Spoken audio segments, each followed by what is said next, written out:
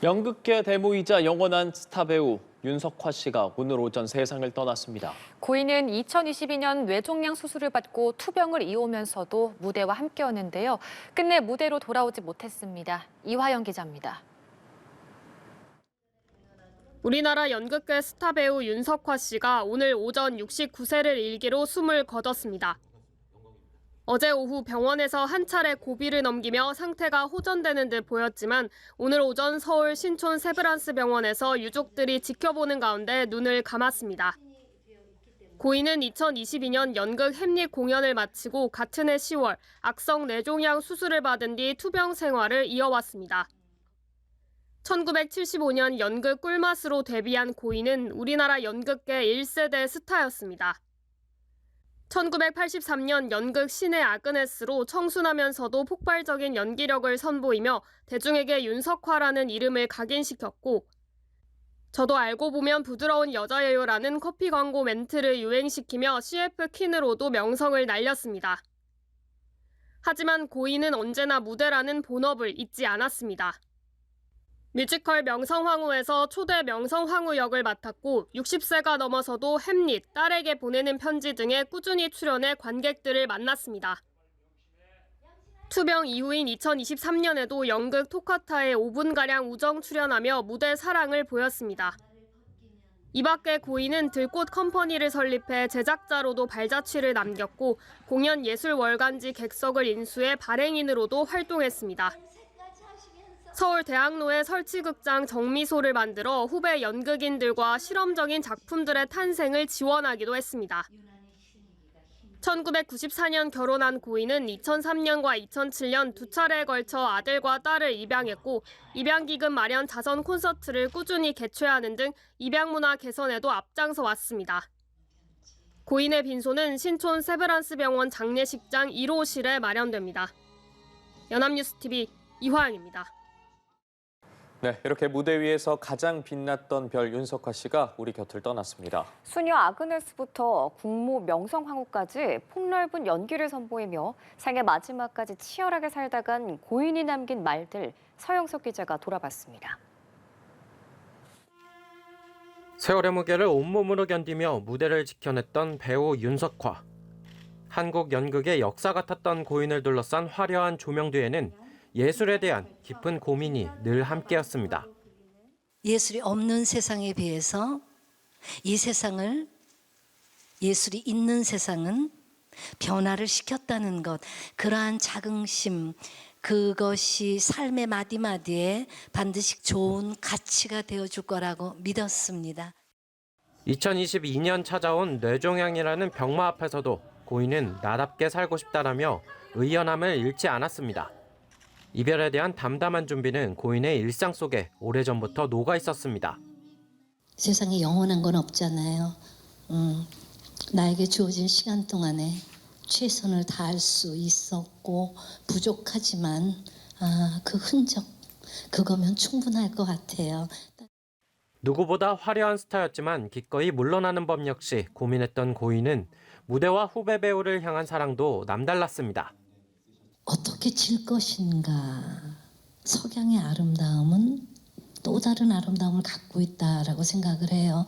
정말 아름다운 배우로 그리고 아름다운 사람으로 그렇게 아름다운 석양이 여러분들의 후배들의 좀 좋은 배경이 되어주고 싶어요. 네. 치열하게 타올랐던 고인의 연기 열정은 이제 후배 배우들과 관객들의 가슴 속에 저물지 않는 빛으로 남게 됐습니다. 연합뉴스TV 서영석입니다. 네, 매주 금요일마다 만나보는 시간이죠. 문화잇 시선 하재근 문화평론가와 함께합니다. 어서 오세요. 안녕하십니까? 안녕하세요. 네. 우선 오늘 오후에 배우 윤석화 씨의 별세 소식이 전해졌습니다. 이 내용부터 한번 좀 살펴볼게요. 이제 1세대 연극 스타로서 고인이 우리 문화계에 남긴 발자취, 이거 어떻게 평가하고 계세요? 과거에 연극하면 윤석화 씨가 떠오를 정도로 한국 연극계 최대 스타라고 할 수 있었던 그런 분이었고 1980년대 우리나라 이제 소극장 전성시대가 막 열릴 때 그 소극장 연극 시대를 또 대표하는 일종의 상징과도 같은 분이었습니다. 그래서 수많은 후배들한테도 큰 영향을 미쳤고 나중에는 또 배우로서만 이제 활동을 한 것이 아니라 극장 운영도 하고 연극 매체 운영도 하면서 연극계 활성화에 큰 영향을 미쳤고 예. 또 뭐 아이들 그 입양과 관련해서 우리 사회에 또 큰 메시지를 던져주기도 했고 굉장히 다방면에서 큰 영향을 미쳤던 한국 대중문학의 최고의 스타 중에 한 명이었다. 네. 이렇게 볼 수 있을 것 같습니다. 네, 여러 말씀을 해주셨는데 고인이 남긴 발자취를 하나하나 좀 짚어보도록 하겠습니다. 먼저 윤석화 씨가 뇌종양 투병을 하면서도 연극 토카타에 우정 출연을 할 만큼 무대를 정말 사랑하셨던 분으로 알고 있습니다. 연극계에서는 어떤 배우로 기억되고 있습니까? 이제 그 윤석화 씨가 1975년에 꿀맛이라는 작품으로 데뷔를 했거든요. 그리고 나서 1983년에 신의 아그네스 이걸로 이제 한국 사회에 엄청난 이제 영향을 미쳤습니다. 예. 신의 아그네스가 당시에 굉장한 화제작이었었고 윤석화 씨가 본인이 직접 번역을 하고 주연도 하고 그래서 그때 뭐 최장기 공연 최다 관객 동원 그런 기록을 세웠었거든요.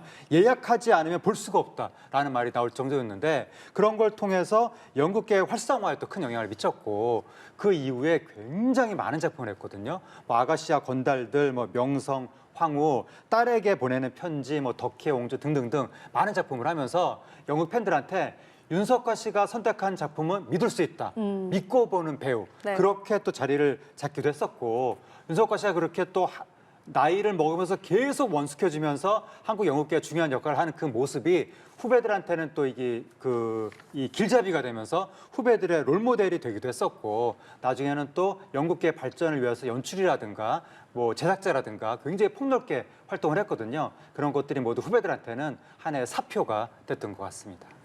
네, 방금 말씀해 주신 것처럼 연기뿐만이 아니라 또 제작과 연출 이렇게 굉장히 다양한 분야에서 활동을 해오셨는데 또 후배 양성이나 또 창작 환경 개선을 위해서도 많은 활동을 하신 걸로 이제 보여지고 있습니다. 어떤 활동들을 좀 하셨나요? 일단 직접 본인이 제작을 했거든요. 네. 제작을 했다는 것은 당연히 이제 여러 후배들을 캐스팅을 해서 이제 작품을 꾸려 나가는 것이니까 그 자체가 연극 활성화하면서 후배들 양성한다고 할 수가 있는 것이고 예. 또 뮤지컬 연출도 했었거든요. 그리고 또 아예 소극장을 본인이 운영을 했었습니다. 네. 소극장 정리소를 운영을 했었거든요. 그런 걸 통해서 이제 또 수많은 뭐 연극인들이 터전을 잡을 수가 있었겠죠. 네. 그리고 또 이 공연계를 다루는 월간지, 월간 객석의 발행인으로도 활동을 했거든요. 그러니까 물심양면으로 연극계 활성화를 위해서 큰 역할을 해왔던 큰 거목이었다라고 할 수가 있겠습니다. 예. 그리고 앞서 잠시 언급을 해주셨지만 앞서 2003년과 2007년에 두 차례에 걸쳐서 아들과 딸을 입양을 하셨습니다.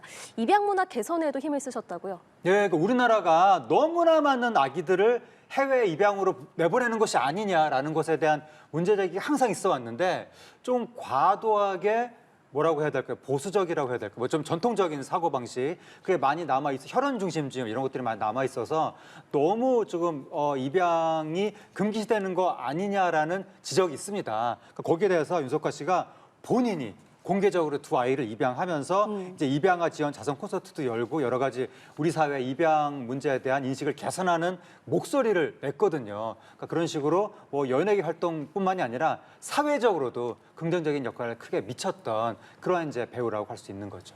예.